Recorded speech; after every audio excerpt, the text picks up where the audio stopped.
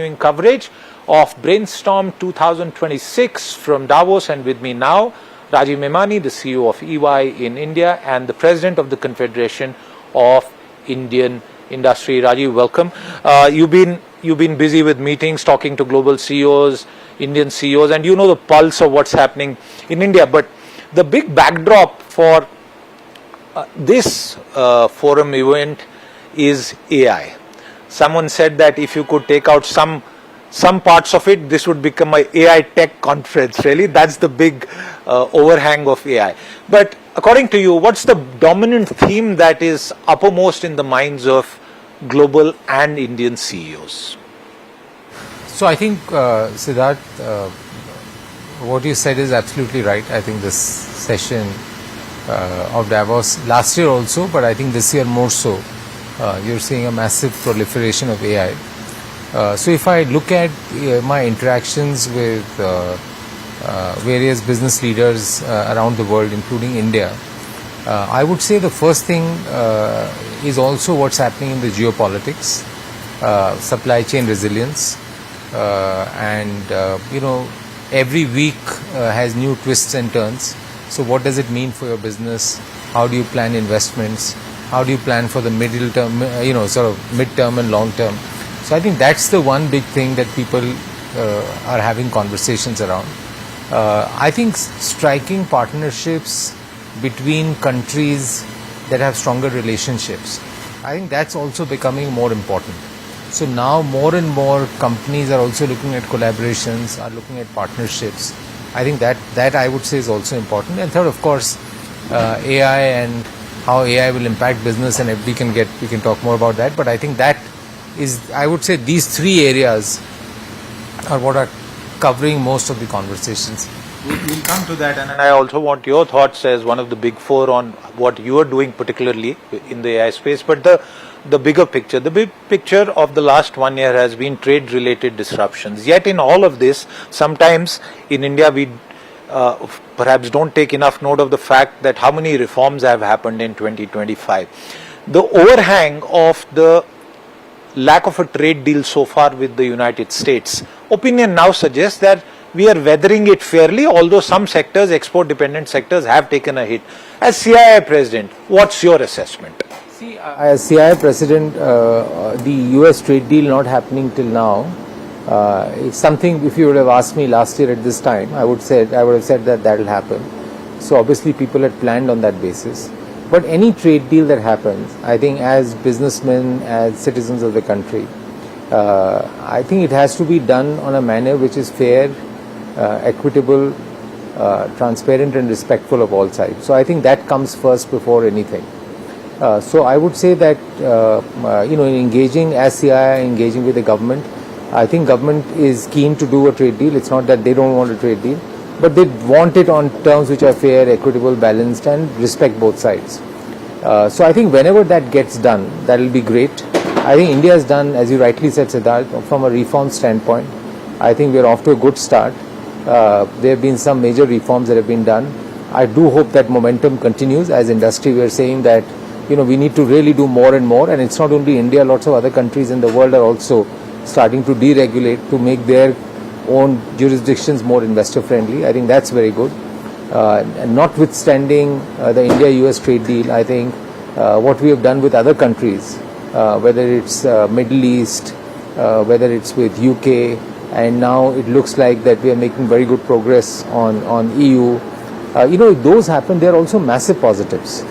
So we must congratulate the government for actually putting this in front of the agenda, because trade deal is not just about trade.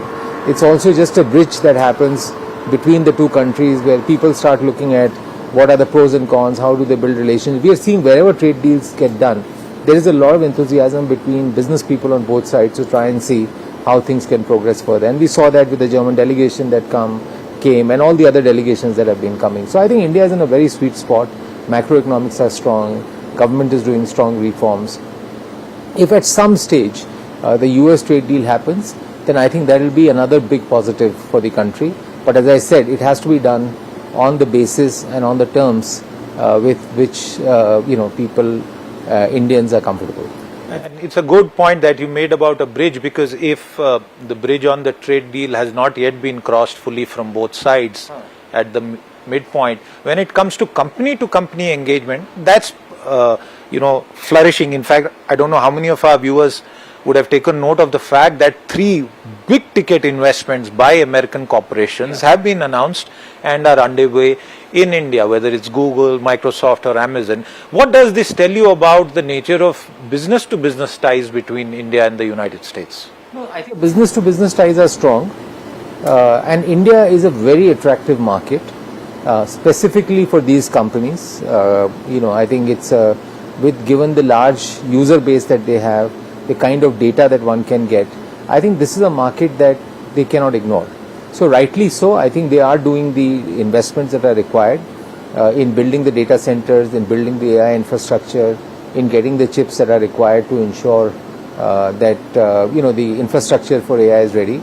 So I think that is very positive. I do believe that it's not so much on the investment side. I think where the investment side would do better is where for example, if India wants to become part of global value chains, and if US opens up as a market where they can do, then the proposition becomes even more stronger. The proposition to diversify from one country and look at other countries where all the markets are open, absolutely open, I think that becomes more stronger. So I think from a business to business standpoint, there's a lot of openness, there's a lot of friendliness, where the tariffs don't impact businesses, where people are looking at individual domestic markets or services, there are no issues.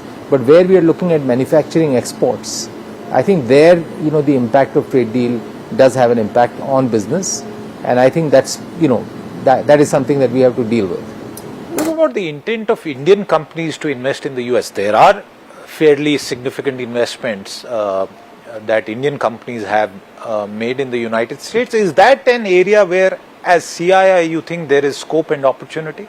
I think there is definitely scope and opportunity. Every Indian company, wherever they get an opportunity, they will look at it. I think they will, whether it's through acquisitions, whether it's organically, inorganically, I think companies are definitely evaluating investments in US, in other parts of the world as well. But I would say for large number of Indian companies, if I look at their capital allocation, it is still substantially in India. And I think that because of the opportunity that India offers, and I think a lot of times we underestimate the management bandwidth that it takes when you're looking at going global, and also I think we also sometimes underestimate the attractiveness of the Indian market, and I think therefore I would say if I look at most of the large Indian groups, their substantial part of their capital allocation will still be in India.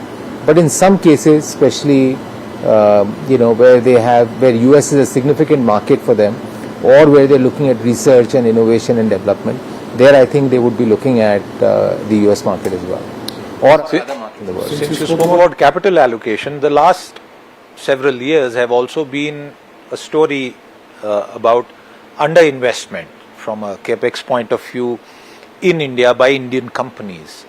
Are you seeing that change? I personally don't agree that there has been underinvestment. I would say in the last 2-3 years, private investments has picked up. Every data that you actually individually look, private investments has picked up. Yes, there have been phases, when around COVID, when it really slowed, then it started picking up.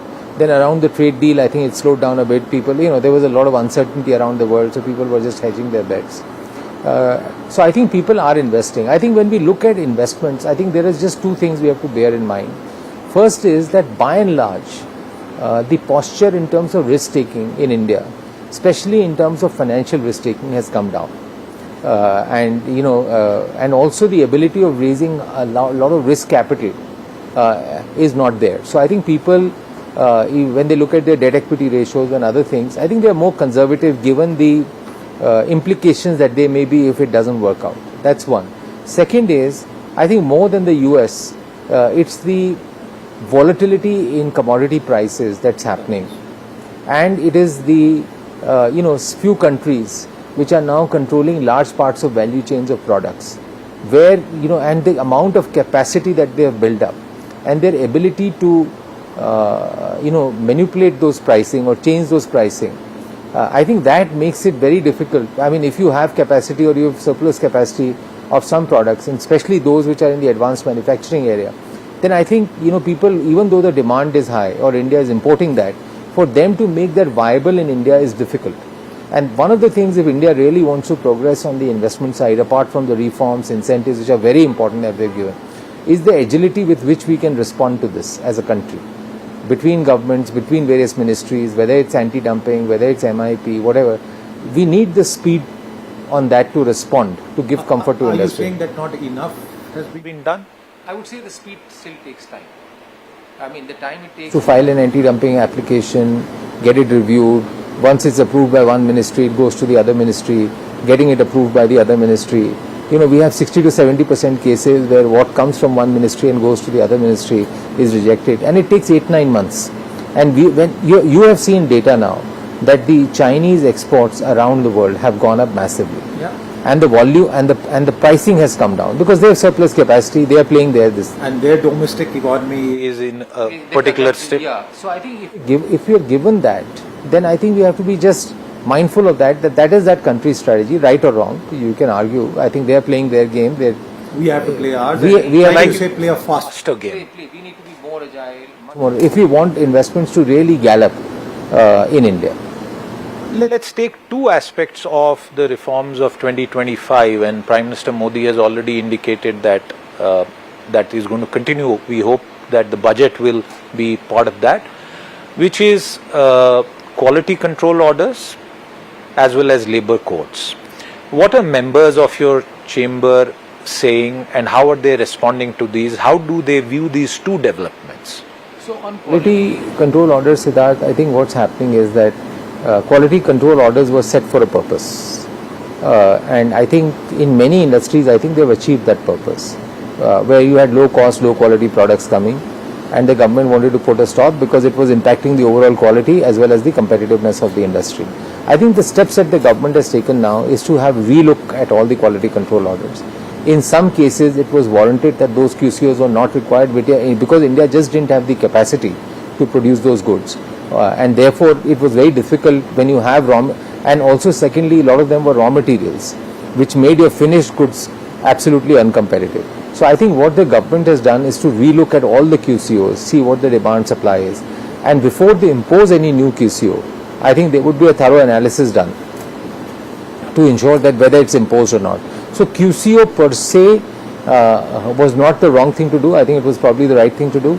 But in the way it has to be implemented, in the kind of research that has to be done before you implement the QC order and the speed at which it has to be done, to say whether we have the capacity, does it impact the exports of the final products, does it open us for imports because the raw material duty is so high. So I think we have to look at all that. So I think now the government has studied that, and I can see great progress that's being made. On the labor code, I think it's something that the industry was asking for. I think it gives much greater flexibility. It also, areas like overtime and others, it's lots of industries, particularly labor intensive industries, were asking for it. I think if there's good coordination between center and state and all the laws get aligned, then I think the number of regulations, compliances and everything else will come down in a significant way. I would say that yes, to some extent, cost has gone up, as we can see from the financial results of the company. But I would say formalization of the economy in some way, in the long run, is the right answer. Yes, some people are saying that may lead to lower employment, where people may want to be sharper. But I think I have a feeling, for any government, any policy to work in the long run, fairness and equity is also very important. Continuing on the topic of the gig economy, the government intervening, issuing directions on 10 minutes, was that really an area that it perhaps needed to get into? What is a promise, but also is a branding exercise? Why get into a service delivery promise? I agree. I mean, you can argue on both sides. Honestly, I've not studied this in a whole lot of detail. I think my only view is government generally responds when there is a public outcry on this. But I would say that gig economy is creating a lot of employment. 10 minutes is something that was for the convenience. It was leading to a lot of new investments coming in dark stores and others. But if I look at the overall balance, will a 10-minute or 20-minute, 25-minute make a big difference? So if it ensures that there is more safety, more hygiene, traffic is not cluttered, there's not that much of density of dark stores, I think it will settle down. I think the debate will settle down. On a personal note, a delivery, and that happened to me once after midnight, was in itself a great achievement. It was not 10-15 minutes, it was something that was like urgently needed. It came, it perhaps came within 10 minutes. So I think that was absolutely wonderful, and you don't get that kind of service in many countries in the world. I think India is absolutely unique in achieving this model, and I think a lot of growth that today consumer companies are seeing, if you analyze them, a lot of them are also seeing because of the quick commerce. The growth that's really coming is coming through the quick commerce channel. Okay. Final part of our conversation, and we come back to where we started, and this is as one of the big four, really, perhaps the largest. What is it that you yourself as a company in India are doing with AI, and have you or those who you work for in implementing AI seen productivity gains? Are AI-led productivity gains, according to you, around the corner? Yeah, I would say I would agree with that, Siddharth. I think there are productivity gains, but we must recognize that AI is a longer-term play. So when we are looking at AI, when we look at advising our clients, when we look at implementing AI internally, we understand that it's not something that's an immediate thing. You have to build the right infrastructure for AI. You have to ensure that the data layer is right. Then you have to do the POCs. Then you have to ensure that the POCs get implemented. And then you look at what are the organizational changes that you require for productivity gains. So I think it will take time, but I think it's very visible and very clear that productivity gains will happen. And that may lead to changes in the way you hire people, the kind of people you hire, the growth in business and everything else. As far as how EY is approaching it, I would say there are two things. One is we are trying to infuse AI in everything that we do. So whether it is on consulting side, whether it's on the transaction side, whether it's on the tax side, whether it's on internal audit, whether it's on audit. I mean, today I can look at a tax return, take it out of the ERP statement, put it on the put the tax audit report in, and I will have the tax return on the other side. So basically, the entire computation of tax return from the financial statements has been entirely automated. If I have to look at all the returns, all the opinions that we have given, all the feeds that we have, they are all in one SLM that we have created for tax. And today, then you can just go into that and ask that, what is, this is the question I've been asked, that whether, for example, for this transaction or this merger, will the tax benefits be available or not? These are the facts of the case. And, you will have at least the first level response coming out from the AI SLM that we have created. So, when these things finally get perfected, tuned, the gains, productivity gains will be huge. And likewise, it's on the audit side, supply chain, due diligence, every area. We are seeing that benefit. It seems to me from your answer that as a practitioner, as a sort of company implementing it, you are not impatient, you are in it for the long run. It's perhaps the analyst community that is talking up the hype cycle and the bubble and the over-evaluations. Yeah, I think that's more to do with the valuations, but I think we feel that it's an issue where, industries will change dramatically because of this. And those people who have the content and who can move fast and adopt to the technology and do it in a structured way, I think they will be the successful players in the long run. But you're already seeing in financial services what took days is now taking hours and minutes. Credit assessment memos, building offerings for your customers, call center operations, L1, L2 handling for on service centers or for AMS kind of things. I mean, I think those benefits are now visible. But I think we are at the starting point of the journey. The only thing what I tell my clients is that if you have deep conviction in this, only start the journey if you have deep conviction, because it's not something which will just give you immediate returns. It's something that you have to start doing on a gradual basis and see. Doesn't mean that you have to go slow, you have to move fast, but the returns will take time before they finally deliver. But conviction at the leadership level is very important. In conclusion, I know we'll be talking to you again literally in less than 2 weeks. The budget is upon us, the union budget, but that one thing that you would really want this budget to deliver as far as you as president of CII are concerned? See, I would say for India to be achieving its Viksit Bharat goals, many things have to work on, but I would say the success of manufacturing and manufacturing being a larger percentage of our GDP is very, very important. So, we can talk ad nauseum on that. I think clearly India has not achieved its potential in manufacturing, full potential. So whatever reforms that we can do, I think that we need to do to ensure that we create much greater value added in manufacturing. Today we have imports of $450–500 billion. Going forward these imports are only going to grow. Even if when we are talking of AI, even if you just talk of data centers, if you think that there will be 6 gigawatts or 7 or 8 gigawatts of data centers that will come, in our estimate, as things stand today, that would mean roughly 8 lakh crores of imports over the next 5 to 6 years. So we need to start very proactively working and saying that we have to bring that down to 3 lakh or 4 lakh crores and create greater activity here. So we have to look at, we have identified as CII what are the top 50 items that we import. Out of them, some of them may be necessary, but a lot of them, what is the journey that we prepare, interministerial, and hopefully the manufacturing commission will sort a lot of this out.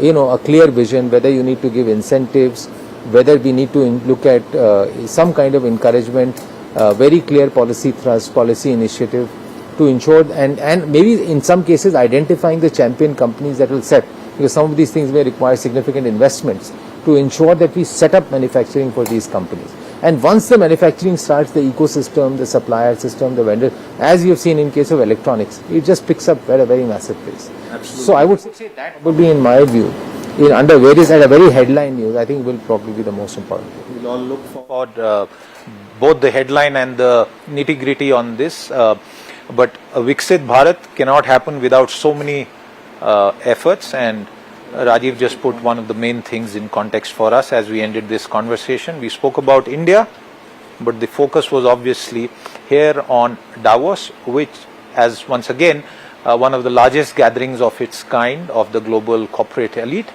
is going to churn out a lot of data and discussions on the world in 2026 and beyond. Rajiv, thank you very much for your time with us today. With that, it's a wrap on this conversation. We'll be back with more. Until then, goodbye.